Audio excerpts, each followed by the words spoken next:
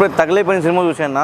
Cinema అయితే వేరే level ఉందన్న. ఫస్ట్ ఆఫ్ ఆల్ ఇట్లా మాట్లాడుకోవాలి ఎవరి గురించి అంటే మనము సింబు గారి గురించి. అసలు వేరే లెవెల్ అన్న. అసలు సింబు గారు కమల్ హాసన్ గారికి పోటీ ఇచ్చారంటే అర్థం చేసుకోండి. ఇంకా పోటీగా చేశారని యాక్టింగ్ అయితే నాకు అలా నచ్చిందన్న.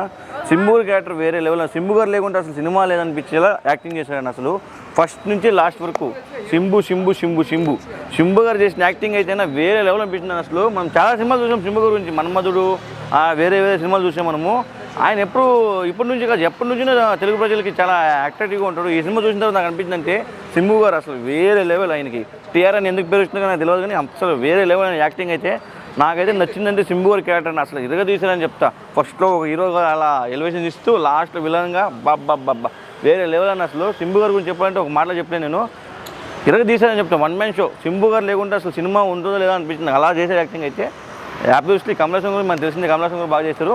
సింబు గారి యాక్టింగ్ అయితే సింపేషన్ అని చెప్తున్నా. సింబు లేదు సినిమా లేదు.